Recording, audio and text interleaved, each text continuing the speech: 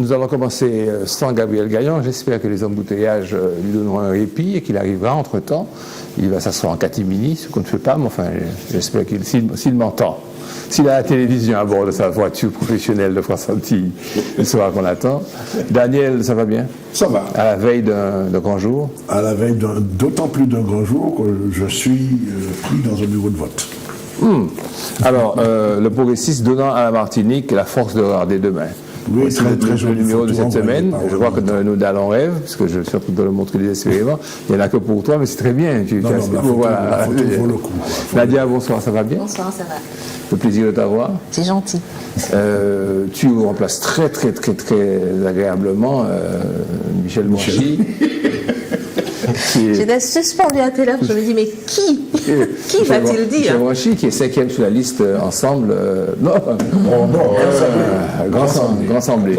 Attention, pas de confusion. Pas de lapsus étrange. Monsieur Maréjo. Bonsoir. Qui est candidat. Prêt sur les charbons ardents pour l'analyse des résultats, des statistiques, tout. Que donnent les derniers sondages? Qui passe? Je ne suis pas autorisé à en parler. Je voulais quand même souligner ça. Les gens qui ont déclaré que je fais des sondages bidons, vous vous rappelez de ça? Non. Sont les premiers à m'appeler pour me dire qui ça a fait pas les sondages. Toi qui sais, parce que moi j'ai jamais vu ça. C'est lamentable. Moi je ne lis pas ces choses-là. C'est lamentable. Non, il y a des gens qui sont persuadés que tous les sondages, par définition, sont bidons. Oui. Mais qui les recherchent quand même. Oui. Ce sont des gens qui doutent de la méthode et de la véracité des sondages. Non, ce sont des gens qui doutent d'eux-mêmes d'abord. Non, mais ce sont des gens qui n'ont pas creusé la question des sondages, donc ils ne savent pas très bien comment ça marche, comment ça se fait. Ce sont des gens qui savent très bien comment ça fonctionne, qui les commentent et qui sont louangeux quand ça les arrange, et malheureusement quand ça arrange leurs adversaires politiques, là deviennent des adversaires de sondage. Je parlais des gens de bonne foi. Ah, tu parlais des gens de bonne foi, excuse-moi. C'est vrai qu'il n'y en a pas beaucoup. Chacun doit conserver et défendre sa conviction en cette veille d'élection. Ouais. Et bientôt entre les deux tours, je pense que cette citation allait très bien, c'est Saint Ambroise de Milan. Deuxième citation, pour continuer avec ce qui viendra après, une civilisation qui s'avère incapable de résoudre les problèmes que suscite son fonctionnement est une civilisation décadente. Une civilisation qui choisit de fermer les yeux à ses problèmes les plus cruciaux est une civilisation atteinte. Une civilisation qui ruse avec ses principes est une civilisation moribonde. Et vous finissez avec moi, discours sur le colonialisme, voilà. Citation de Césaire, vous tous le saviez. Voilà. Alors pourquoi? Parce que on va. Je disais bien que j'ai entendu ça quelque part. On a ça en nous, c'est comme la musique classique, on a tout entendu de la musique classique. Mettre le nom sur les rhapsodies ou les œuvres. Alors, Marine Le Pen est donnée gagnante au second tour. C'est pas Marine Le Pen qui nous intéresse, encore qu'il faudra qu'on s'y intéresse un jour. Elle est donnée gagnante au second tour, créditée de 42% dès le premier tour par un sondage BVA pour la Voix du Nord. Et ce même quotidien, on va y venir. Simultanément, le quotidien, le groupe auquel appartient la Voix du Nord, avec plusieurs journaux que je citerai, et Gattaz ont pris une position contre le programme du Front National. Gattaz n'a pas grande influence sur l'électorat de Marine Le Pen, puisqu'il est libre-échangiste économique. Il est libéral, il est européiste. Donc, je dis ça, c'est son problème. Il représente vraiment l'entité la plus ovni des frontistes, la France ouverte. Mais est-ce que là on y vient, il nous manque Gabriel, encore que vous soyez tous de la presse, est-ce que la démarche éditoriale des 4 journaux, parce que c'est 4 journaux contre le FN, et la sortie du patron du MEDEF vont influer sur le scrutin? J'ai déjà répondu pour le MEDEF, on laisse tomber. Limitons-nous maintenant on est dans la presse, est-ce qu'un journal, est-ce que vous vous êtes posé la question, quand vous avez lu ça, vous avez dit tiens, d'abord ils font ça. C'est un peu novateur. Et puis, deuxième question, c'est fait. On ne va pas rester à gloser, ils n'auraient pas dû faire, ils pourraient faire. Encore que sur ce premier point, vous donnez votre avis. Mais deuxièmement, est-ce que vous pensez que ça aura une influence? Alors, je précise encore que c'est le groupe belge Rossel de la région Nord, Pas-de-Calais, Picardie. Les journaux sont La Voix du Nord, Le Courrier Picard, Nord Éclair. Alors, il y en a un qui s'y est mis après, c'est l'Hebdo Chrétien. La Voix du Nord estime que c'est un travail pleinement journalistique, je vous donne ces arguments, puis après vous parlerez, parce que alors, la une sur 2 jours, ils voulaient le faire sur une semaine, ils se sont limités à 2 jours. La une du mardi, ça a été pourquoi une victoire du FN nous inquiète, celle du mercredi, lundi, et celle du mardi, ça a été avec Marine Le Pen et le FN, non, Marine Le Pen et le FN ne sont pas ce qu'ils disent être. Le Courrier Picard a titré à son jour, oui, c'est bien ça, à son jour, une sur le vrai visage du FN à la région, ce que ça va donner. Il motive en disant notre travail de journaliste, c'est de rendre compte d'une réalité, au-delà parfois des apparences, et donc de décrypter, d'expliquer, même si ça peut déplaire parfois à ceux dont nous parlons. Le rédacteur en chef de La Voix du Nord, Jean-Michel Bretonnier, qui a ainsi justifié. D'autres sont intervenus pour dire que le journal renoue avec la mission civique de la presse française, et puis d'autres ont rappelé quand même que le journal était né pendant la résistance, la première année de la guerre. Voilà. Je vous dirai après, on parlera ensuite de la position chrétienne de la presse catholique. Sur ce premier plan, Daniel, ton avis? Bon, ça a pu surprendre au départ qu'un quotidien d'information générale, comme on dit, prenne une position aussi tranchée. Je ne sais pas ce qu'on aurait dit si notre quotidien local prenait position dans la campagne actuelle, n'est-ce pas, de cette façon. Encore que, pourquoi pas? Qu'est-ce qui interdit à un organe de presse, qu'il soit quotidien ou hebdomadaire, de dire clairement sa position avec argument, que l'on accepte ou que l'on n'accepte pas? À la limite, il dit que c'est plus franc que de faire un travail sournois et hypocrite si l'ensemble de l'équipe rédactionnelle est pour. Voilà, je suppose que Bretonnier n'a pas inventé ça sous sa coupole. Qu'il y a des conférences de rédaction, etc. Oui, il y a eu des conférences de rédaction, il y a eu l'accord du président du groupe, voilà. La famille en question. Bon, donc, moi, ça ne me dérange pas tout compte fait, d'autant que je suis persuadé que le Front National est un vrai danger. Ok. Non, mais laissons le Front National. C'est le principe, c'est le côté journalistique. Nadia. Est-ce qu'on se poserait la question si ce même journal avait pris position contre le Parti Socialiste? Je te réponds que ce même journal a traité les affaires d'Allongeville, où Kucheda, élu socialiste dans les turpitudes financières, reste encore des boulets qui expliquent d'ailleurs Ils ont parlé d'affaires, ils ne se sont pas positionnés contre un parti politique. Or, c'est bien ça dont il est question. Non, voilà. Mais je pense que ils estiment que la philosophie, la contradiction, les mensonges, la double face, tout ce que l'on sait Mon propos, en fait, c'est la position. La position dans le sens où, il me semble, que la fonction de la presse, sa raison d'être, c'est de donner une information. Par excellence, cette information, elle doit être la plus complète possible, mais certainement pas biaisée. Donc, et qu'importe que ça, justement, que ça arrange l'une ou l'autre partie. Okay. Donc, c'est valable pour quel que soit le groupe politique. Un organe de presse est bien là pour donner pour décrypter, comme ils disent. Donner des faits et décrypter les faits. Ok. Moi, je ne suis pas tout à fait d'accord. Sans doute. Je ne suis même pas du tout d'accord. Moi, je considère qu'à partir du moment où les fondamentaux d'une nation, du vivre ensemble, sont menacés, soit par un groupe politique, religieux, philosophique, la presse a pour vocation de dénoncer et d'empêcher ce groupe politique, philosophique, religieux, de prôner des idées qui menacent le vivre ensemble. C'est clair. C'est le rôle fondamental de la presse. Sinon, Mais quand tu dis que tu n'es pas d'accord, je crois que tu penses comme nous tous. Non. Nadia, non. Ensuite, il y a l'opinion qu'on peut avoir sur un groupe, ça c'est autre chose. Tu dis ça parce qu'il s'agit du Front National et... Non, j'ai pas parlé du Front National là. J'ai dit, à partir du moment où un groupe, que ce soit un groupe politique, religieux ou philosophique, une organisation remet en cause les fondamentaux de notre nation, de notre vivre ensemble, La presse a pour devoir De le dire. impératif, De le non, dire. non, pas de le dire, De le de le dénoncer. De le dénoncer, de le oui. dénoncer. Oui, oui, on est d'accord. Voilà, c'est tout. Il ne s'agit plus de politique, là. Il ne s'agit plus de politique. Il s'agit de De l'équilibre, survie. au-delà de l'équilibre des ressorts profonds du vivre ensemble. Quand quelqu'un vous dit, ben, écoutez, je trouve qu'il y a trop de noirs dans l'équipe de France, il remet quoi en cause? L'existence d'êtres humains. Eh ben, je suis désolé. Comment un organe de liberté d'expression...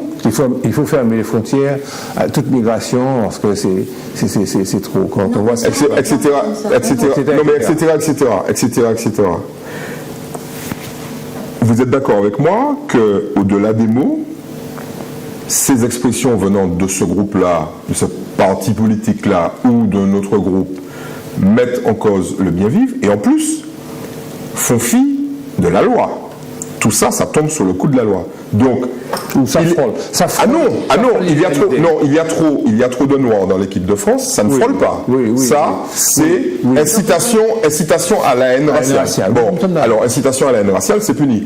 Or, que penser d'un journal qui ne dirait rien contre un groupe qui a un double jeu, qui a la plus que ça.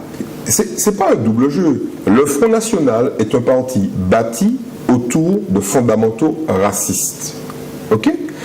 Le racisme en France est condamné par la justice. Donc le journal fait son travail. Il dit, alors, ces gens-là, s'ils arrivent au pouvoir, ils vont appliquer un certain nombre. D'ailleurs, qu'est-ce qui se passe?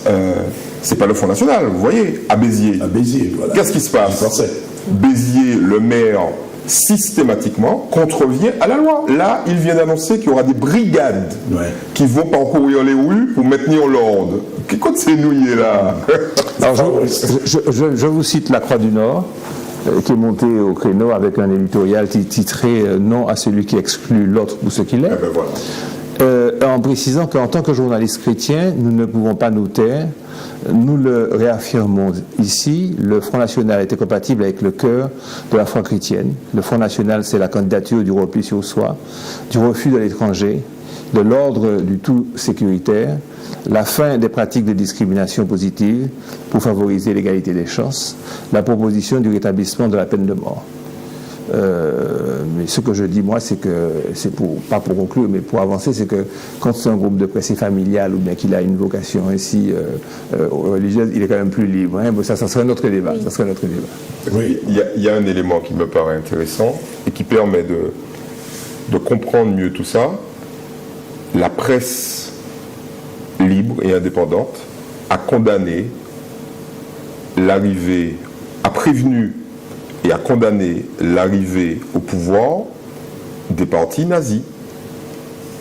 La presse française, mais la presse allemande a condamné l'arrivée au pouvoir des nazis. Et il y a des gens qui se sont à l'époque insurgés en disant « Attendez, c'est la démocratie, c'est Messier Nidois. » On a vu ce que ça a donné. Tous les totalitarismes sont arrivés par les urnes. Mais oui, Ils sont arrivés par les urnes, mais je veux dire, oui, il y a effectivement la loi. À partir du moment où un groupe contrevient à la loi, et effectivement, on peut porter plainte et le poursuivre en justice. C'est bien ça. C'est pas la presse est vraiment là pour donner l'information. Et pourquoi ça ne se fait pas? Bonne question. Pourquoi ils ne sont pas poursuivis en justice? Nadia, j'ai pas bien compris ton positionnement. Est-ce que tu es pour ou contre le fait que la presse dénonce l'arrivée ou prévient de l'arrivée au pouvoir d'un parti comme celui-là? J'ai pas bien compris. Est-ce que tu es pour ou contre? Parce que, à mon avis, les auditeurs, les téléspectateurs n'ont pas compris. Pour moi, la question ne se pose pas en fonction du groupe. C'est valable, quelle que soit la thématique, la tendance, la couleur du groupe en question. Est-ce que la presse doit être partisane ou non? Mais ta réponse, c'est quoi? Ma réponse est que la presse ne doit pas être partisane. Ah ben c'est bien ça, donc on n'est pas d'accord. On n'est pas d'accord. Moi, je dis que la presse doit être partisane à partir du moment où les fondamentaux du vivre ensemble sont menacés. Oui, parce que l'histoire a montré dans l'exemple de l'arrivée des groupes totalitaires par les urnes a montré que finalement tout ça c'est le mythe de sanctification des élections, la démocratie, de la presse qui doit que du bipeau. Il y a un moment où ça sent mauvais, il y a assez d'intelligence et d'habileté chez ces partis-là pour faire semblant ou bien pour effectivement éliminer le PR qui est fou, qui est excessif, peut arriver, mais continue quand même à avoir des phalanges, mais ça veut dire, le groupe Union Droit, enfin tous ces gens qui sont des fascistes. Et nous saluons l'arrivée de M. Gagnon qui oui, mais son micro tranquillement, on verra tout à l'heure, nous sommes une petite station, on n'est pas Martinique Première, on n'est pas gonflé, on n'est pas cintré. Pourquoi j'ai dit Martinique Première? Non, j'enlève ça, Je ne crois pas, je n'ai pas compris. Je voulais ajouter un truc. Par contre, ce sur quoi on peut s'interroger, je fais exprès, c'est sur ce que l'on a coutume d'appeler abusivement la neutralité, pour ne pas dire l'objectivité de la presse. Certains se sont sans doute dit, qu'est-ce qui arrive à la Voix du Nord? Qu'est-ce qui arrive à la Voix du Nord? Parce qu'ils sortent de cette objectivité. Ils sortent des rails. Voilà, ils sortent des rails. Voilà, c'est tout. Tu devines le questionnement, Gabriel. J'en ai Voix du Nord, j'en ai une presse partisane, j'y tiens, mais bon, Voix du Nord. Alors, je te résume la problématique, la position de chacun par rapport aux prises de position du groupe Roussel, qui c'est un groupe entier, hein, les différents journaux. 2 titres. 3 titres. 3 titres. Voix du Nord, Nord Éclair et... 3 titres. Et puis, ouais. Oui. Oui, et puis il y a aussi la Croix du Nord, qui est une émanation de la Croix tout court. Donc, il y a 4 canards qui, dans cette région, Picardie, etc., a pris cette position. Alors, le questionnement, si tu m'écoutes, Gabriel, est de se demander si... Comment ta position de journaliste, quelle est ta position par rapport à ça? Est-ce que ça te choque? Est-ce que ça te... Ça ne me choque pas. Ne choque pas parce que la presse écrite, en général, est une presse, même s'il y a une situation de neutralité par rapport à un certain nombre de choses, et notamment sur le plan politique, mais à chaque élection, on va s'apercevoir que tous les titres nationaux affichent une position à la veille du scrutin. C'est régulier dans Le Monde, c'est régulier dans Libération, c'est régulier dans Le Figaro, etc. La presse régionale, elle, par contre, a toujours gardé cette neutralité par rapport aux différents scrutins. Ça serait donc ça l'élément Voilà. nouveau. La nouveauté, c'est que des titres et un titre majeur régional qui n'avaient jamais pris de position tranchée sur les scrutins présidentiel, législatif ou autre, bien que il y avait toujours une tendance qui se dégageait. Il y a des journaux de la Libération qui ont été créés par des partisans. Je pense à un titre qui est sur 3, qui est le Libération Champagne. Libération Champagne est un titre de la ligne éditoriale, est un journal qui a été créé par des communistes. C'est une ligne de gauche, qui a appartenu au groupe Persan, qui aujourd'hui appartient au groupe belge Roussel, qui a racheté tous les titres des Persan dans cette région. Libération Champagne reste un journal et de la ligne éditoriale de gauche. Libération Champagne ne va jamais appeler à voter pour autre chose que des listes de gauche. Bon, mais il y a des spécificités. C'est une spécificité. Les grands titres, Voix du Nord, Le Progrès, etc., en général, ne donnaient pas de consignes. Là, je crois que les journaux du Nord, et la Voix du Nord notamment, qui est le premier quotidien lu dans la région dans laquelle se présente Marine Le Pen, il n'est pas une position, parce qu'en réalité, la rédaction a estimé qu'il était de son devoir de dire au lecteur que nous, dans ce journal, nous estimons que nous devons dire ce pourquoi nous militons et ce à quoi nous croyons qu'il pourrait arriver avec l'arrivée du Front National. Tu penses que ça pourrait arriver à France-Antilles? Il n'y a pas de liste Front National. Il n'y a pas que le Front National. Bon, et puis il n'y a pas que et puis oui, non, je pense que la position est prise dès lors où les fondamentaux même des principes qui régissent la République, et les régissent le rapport de la presse par rapport au cadre républicain, dès lors que ces principes sont supposés être mis en danger, ces rédactions ont estimé légitime le fond de la position. Bon, on a fait le tour, je crois qu'on est d'accord, à peu près. À peu près. C'est l'essentiel. Ça fait un résumé là qui a cloué tout le monde. Alors, je vais maintenant m'adresser à Daniel. Daniel, lorsque nous avions parlé de l'état d'urgence, tu avais été celui qui avait été le plus inquiet des suites, de l'évolution et des dérives. Alors, on ne va pas discuter de la suite, mais vous avez noté que la France a dû informer le Conseil de l'Europe de sa décision de déroger à la Convention européenne des droits de l'homme en instituant l'état d'urgence. C'est en quelque part rassurant, même si c'est très formel tout ça, mais on se raccroche dans le système où tu veux prendre un petit café et puis tu as une rafale de Kalachnikov dans le museau, dans le nez, tu te raccroches à ça pour te dire que tu vis quand même dans l'état de droit. Ça peut être intéressant. C'est vrai. Parlons de quelque chose qui sera un peu plus mauvais, c'est la grève des éboueurs de Fort-de-France.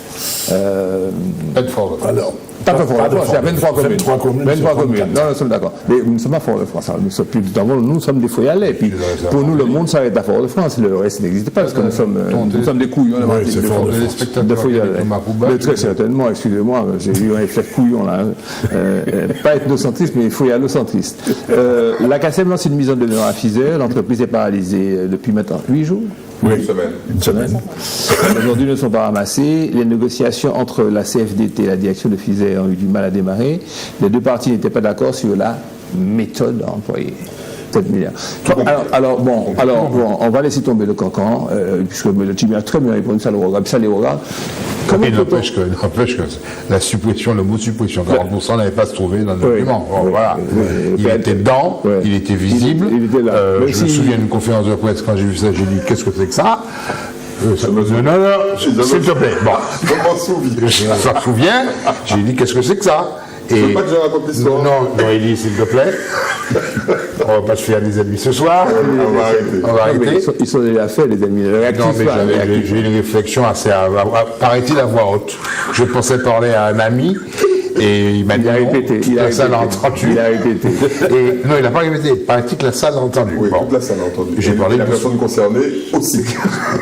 Et non, c'était là-dedans, c'était gros comme une maison. Mais ce qu'il y a noté, c'est que l'argumentaire sur les 40% de vie chère qui se trouve dans le PADM, ça a été soulevé en premier par la Front Plaisir. Mais aujourd'hui, c'est repris par qui? C'est repris par l'Assemblée. Les mêmes que l'Assemblée, au moment de la plénière où on a discuté du PADM, ils ont évoqué les 40%. Mais je n'ai pas souvenir, en tant que journaliste, au couvrant cette plénière, que ça a occupé une grande partie du débat. Non, mais ce sont des Je ordres. ferme la parenthèse. Moi, j'avais dit que c'est des arguments. Non, moi, ce qui m'intéresse, c'est cette épargne entre 4 et 7 milliards. Non, mais Comment faire pour la mobiliser? Non, mais attention, il faut quand même faire attention à cette espèce de mythe d'épargne. Ouais. Bon, ok, il y a une épargne. Ok. Mais en face, il y a du crédit. C'est-à-dire actif et passif. Ouais, ça correspond. Autant il y a 7 milliards d'épargne, mais il y a près de 10 milliards d'emprunts. Donc le mec, c'est bien. Je sais de quoi tu parles. Voilà, on ne peut pas non plus dire que les mecs, ils ont... Ce que tu as en banque, tu ne peux pas y toucher. Mais non, Ouais, mais non, matelas. il n'y a pas de matelas. Effectivement, ils ont de l'argent sur des comptes, mais cet argent n'existe pas physiquement. Ils peuvent effectivement le consacrer, comme par exemple le propose Alfred Marie-Jeanne, à un emprunt obligataire.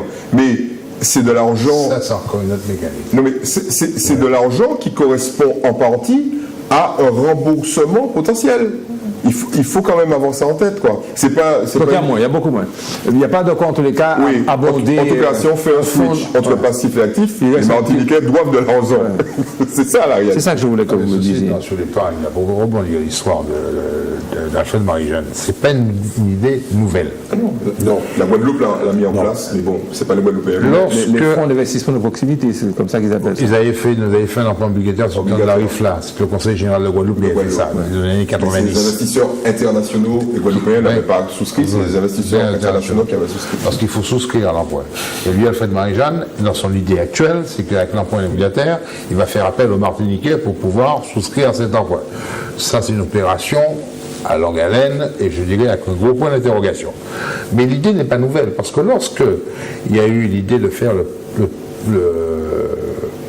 pas le PADM, c'est un plan de développement régional qu'ils avaient appelé le PDM. L'idée était là, de pouvoir soutenir tous les investissements de la collectivité qu'ils pensaient et qu'ils voulaient dans le 74, s'appuyant sur l'épargne locale. L'épargne locale qui était à même niveau à ce moment-là. Ça paraissait considérable. C'est que le discours d'époque, c'était de dire la Martinique a en épargne de quoi financer tous les investissements nécessaires à son développement. Dans le cas du 74, on peut agir autrement que dans le cas du 73. Il n'y a pas eu de 74. Il reprend l'idée, parce que la mécanique de l'emprunt obligataire permet aux Martiniquais de souscrire à l'emprunt, il dit 400 millions. Et tout, oui, Ceci étant, combien de Martiniquais épargnants vont souscrire à un emprunt si jamais c'est lui qui arrive à gagner, qui sollicite cela? Ça, c'est, comme dit Kipling, ça fera l'objet d'une autre histoire. Alors, deuxième question de problématique de campagne, c'est l'endettement de la région. Alors, effectivement, le journal Le Monde, par un article daté du 26 novembre, affirme que la dette moyenne par habitant s'élève à 470 € sur l'année 2013, et de répondre, Serge Letchimy de répondre que nous sommes en 2015 et que la dette, elle est de 337 €, ce qui est en dessous de la moyenne des régions d'outre-mer, la moyenne des régions d'outre-mer qui est de 397, lui il dit 337, c'est quand même une marge, et que dans l'Hexagone, la dette moyenne est de 326 € par habitant. Vous êtes tous là pour Letchimy, vous n'allez pas me donner la contradiction, vous n'avez pas donné la contradiction à Letchimy. Est-ce vrai, est-ce faux? Non, surtout, ce qu'il faut dire, c'est que si cette dette est considérable, élevée, moyenne ou faible, je fais exprès de mettre tous ces qualificatifs, d'une part. Deuxièmement, si on avait à la rembourser, enfin, quand on aura à la rembourser, combien d'années cela mettra-t-il? Oui, tu expliques le processus non, parce que de gestion de la dette. On dit qu'on est endetté. On est endetté sur 20 ans, sur 30 ans, sur 50 ans. Tout à fait raison. Eddie. Bon, moi je crois qu'il faut... Vous avez vu que c'est récurrent. C'est une bataille idéologique et en plus de principe. En réalité, dans cette espèce de combat, tout le monde a tort. Ceux qui disent que la Martinique est trop endettée ont tort, ceux qui disent qu'elle n'est pas endettée ont tort. Parce que c'est pas un critère d'efficacité, l'endettement. Sinon, à ce moment-là... Un peu comme expliqué Daniel. Oui, mais il faut dire... Toi, tu dis, mais vous n'avez pas porté la contradiction. Oui, moi je dis, Letchimy, il a tort, et Marie-Jeanne a tort. C'est pas la peine de se battre sur ce critère-là. Sinon, parce que si on se bat sur ce critère-là, eh bien, on ferme la France. Oui. Si Marie-Jeanne et Letchimy se battent sur le critère de la dette, autant fermer la France. Parce que c'est pas...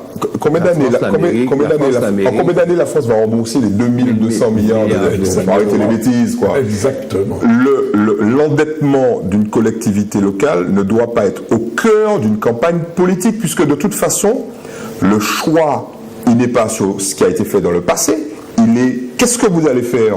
Or, très concrètement, aucun des candidats ne dit je ne vais pas emprunter. Eh bien frère, si tu ne vas pas emprunter, c'est que tu vas emprunter. Si tu ne vas pas ne pas emprunter, c'est que tu vas emprunter. Donc, il y a la dette, le stock de la dette, plus le tien. Donc on finit bizarre. Alors arrêtez ce délire, quoi. Bon, il peut y avoir quelqu'un qui dise, monsieur, c'est terminé, non seulement on ne va pas emprunter, mais on va rembourser par anticipation. Il y a quelqu'un qui dit ça? Personne. On va arrêter le cours de la vie. Gabriel Gagnon, est-ce que cette façon de poser la problématique est juste? Je vais poser la contradiction. C'est la contradiction. Lorsqu'il y a eu la campagne, il y a eu la mandature d'Arcière, on a dit qu'il avait endetté la région. Il y a eu une campagne dessus. Là, ça recommence. Parce que le leitmotiv veut dire, dès lors qu'il y a un PPM aux commandes, il y a endettement de la collectivité qui dirige. Bon. Ceci étant, et dit, la France, elle a X milliards, elle ne s'arrête pas. Oui, mais la différence, c'est que nous sommes dans une collectivité et qu'au-dessus, il y a une structure qui s'appelle la Chambre régionale des comptes. Et quand on parle d'endettement d'une collectivité qui est super endettée, ça serait épouvantable, ce sont nos enfants qui vont payer. Sous-jacent, la Chambre régionale des comptes peut pouvoir poser des injonctions de rétablissement des finances. Commune du Diamant. Commune du Diamant a eu un souci et résultat, la Chambre régionale des comptes lui a fixé un calendrier et un cadre pour pouvoir redresser les finances. Ça ne sera pas redressé en une année. Bon, cela veut dire qu'en réalité, la capacité d'investissement des élus, le discours porté pendant les campagnes porte sur mon aptitude ou pas à me mettre sous la tutelle ou sous la surveillance étroite d'un juge financier qui va m'obliger à faire des choses que je ne peux pas, que je suis obligé de faire, mais je n'ai pas envie de faire. Alors aidez-moi à ne pas les faire. Bon, ça c'est le discours politique.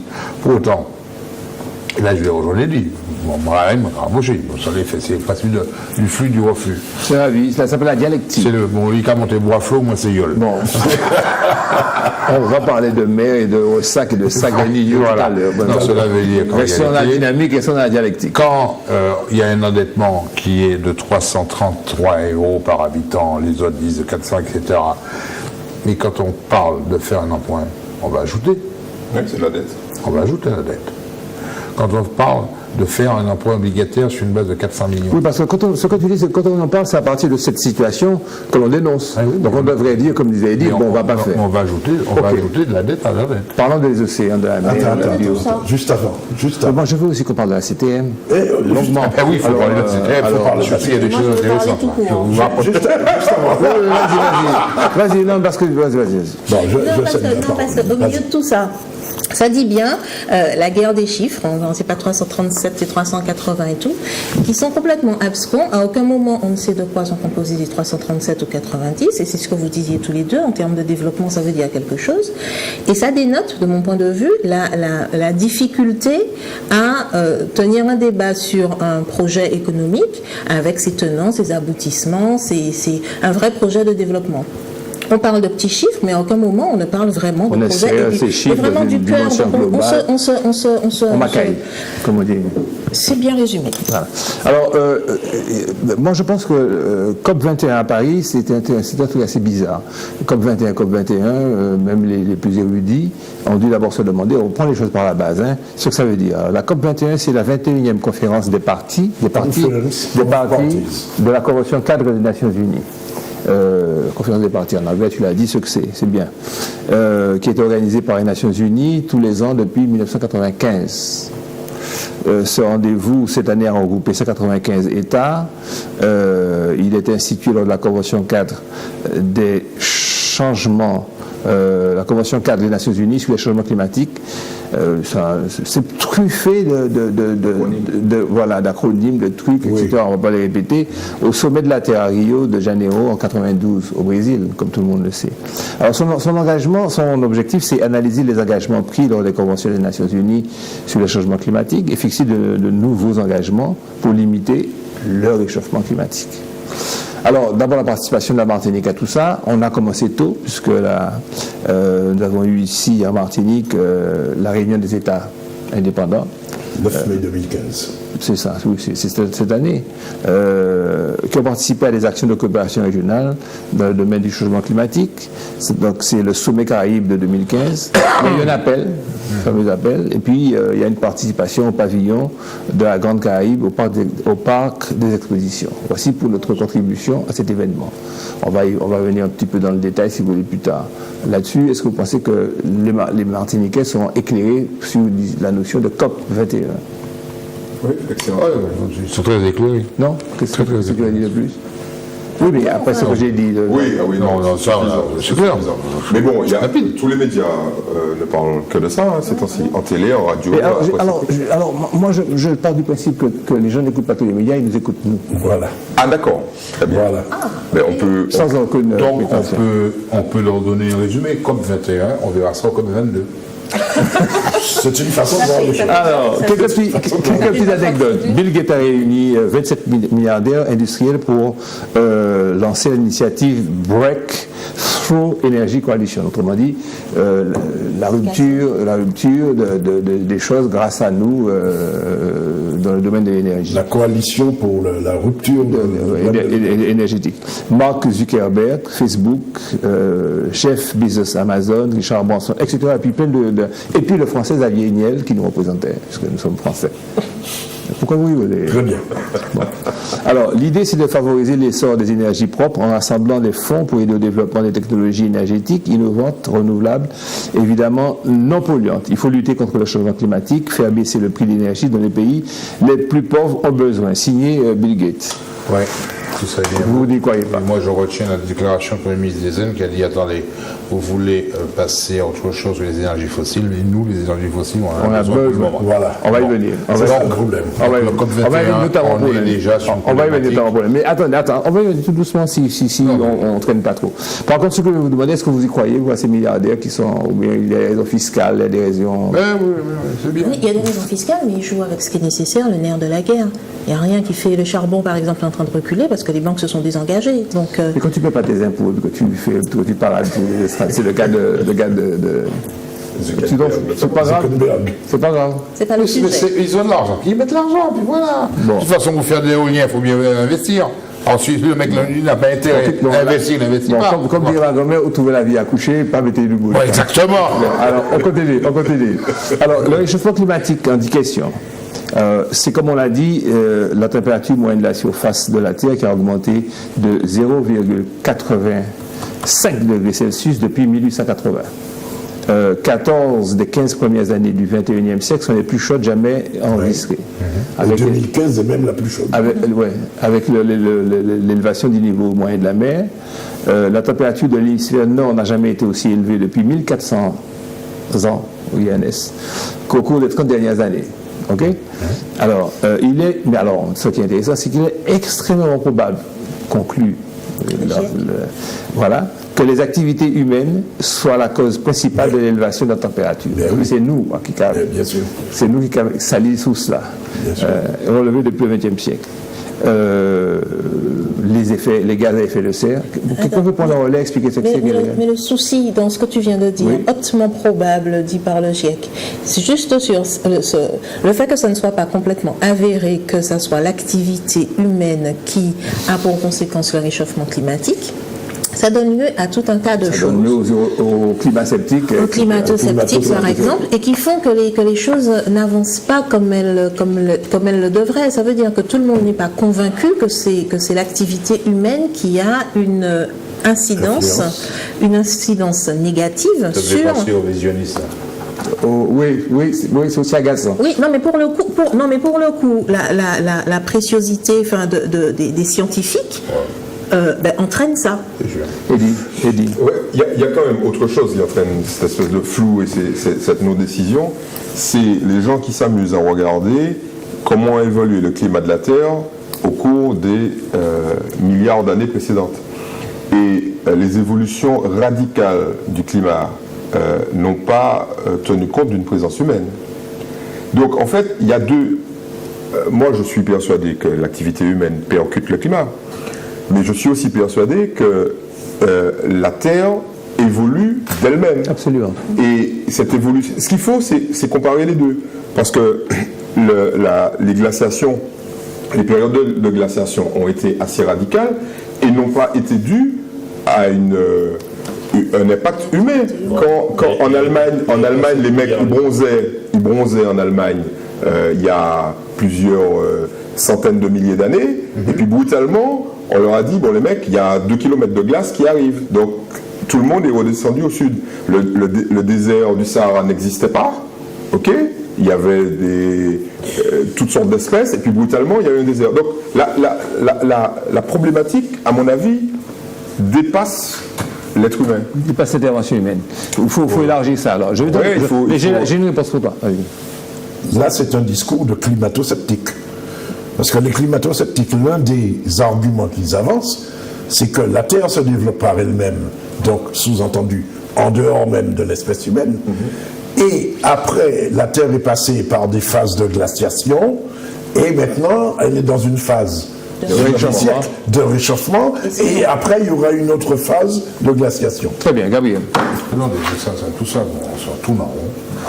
À l'époque, Comme la Terre. À l'époque, il n'y avait pas 7 milliards d'individus. Il n'y avait pas 7 milliards d'individus, il n'y avait pas des tours où les gens habitent sur les tours de 25 étages. Il n'y avait pas les problématiques d'eau n'existaient pas.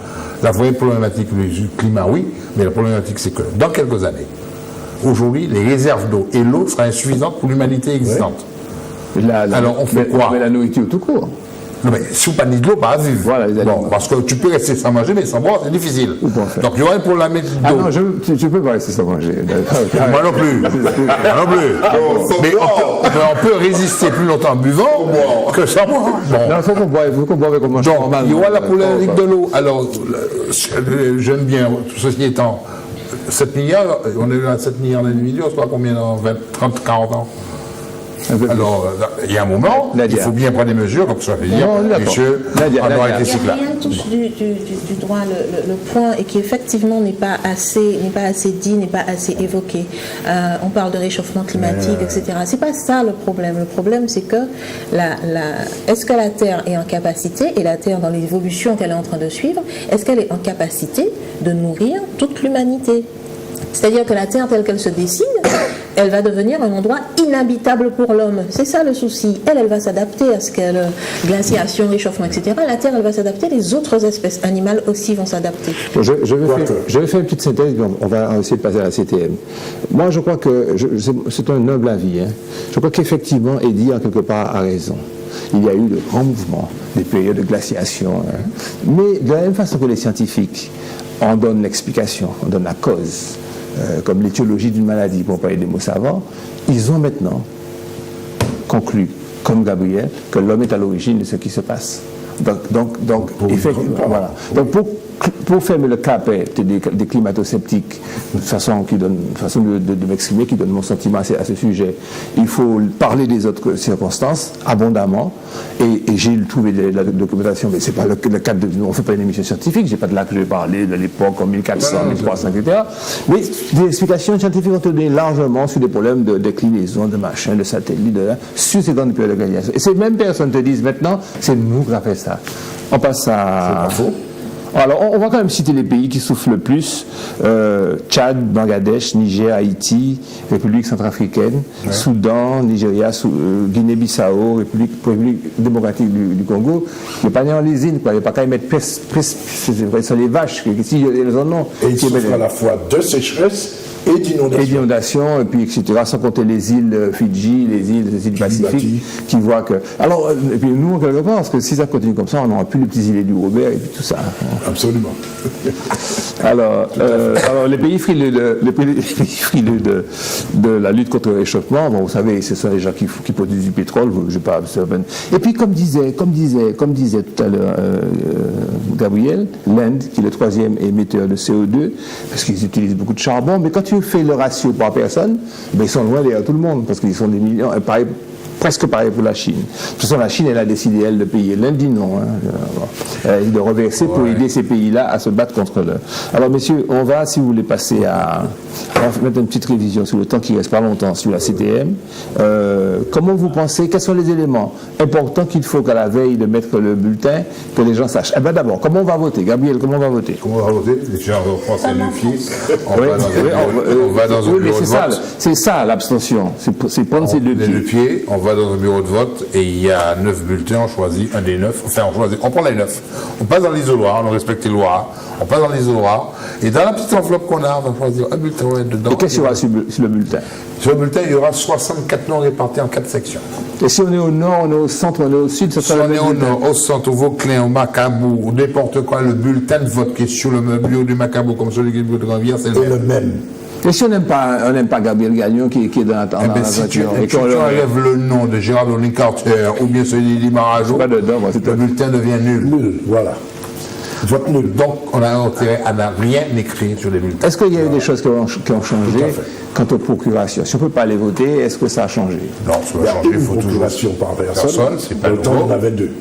Ah ben dans le temps, il ne sait pas. Non, monsieur, me connaît ça. Madou, le sait passer. Ma fille, pardon. Tu as beaucoup de mémoire. Tu as beaucoup de mémoire. C'est passé.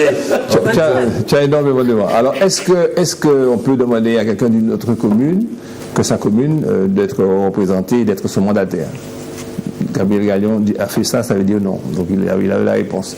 Qu'est-ce qu'il y a encore comme petit piège à propos de ces élections?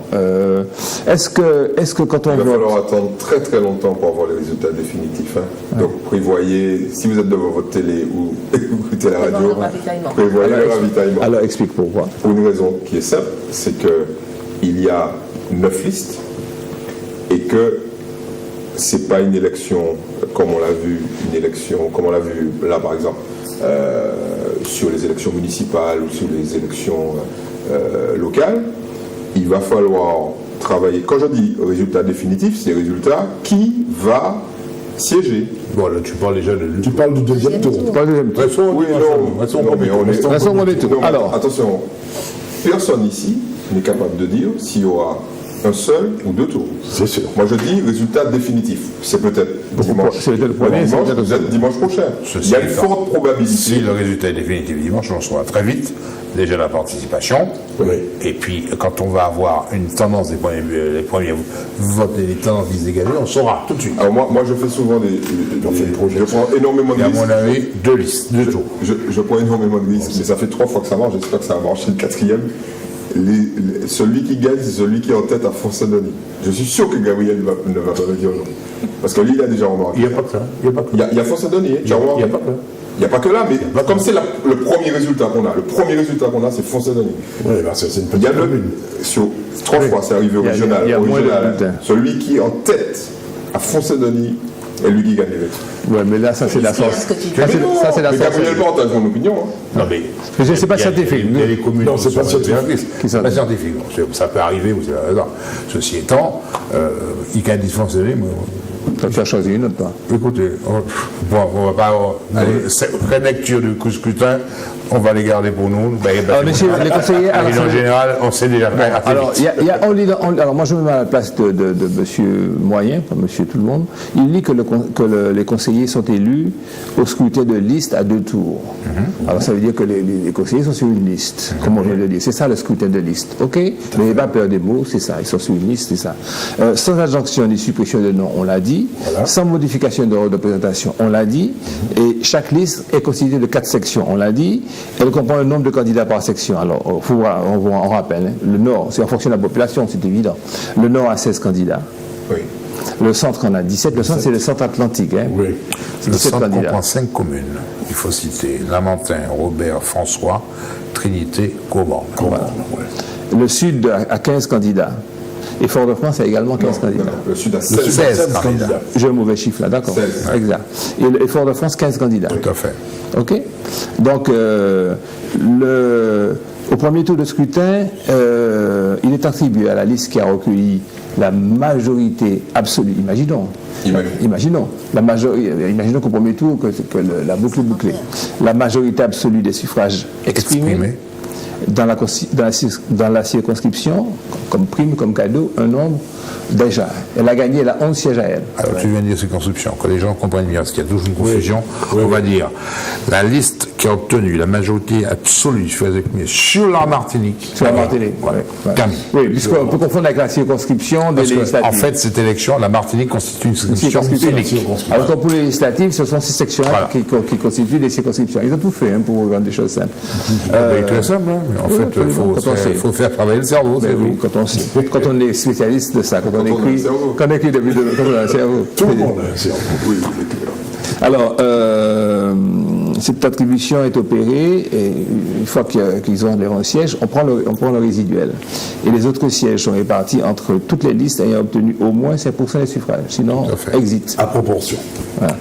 Exprimé sur l'ensemble de la Martinique. Tout à fait. On retenait circonscription et traduisait Martinique.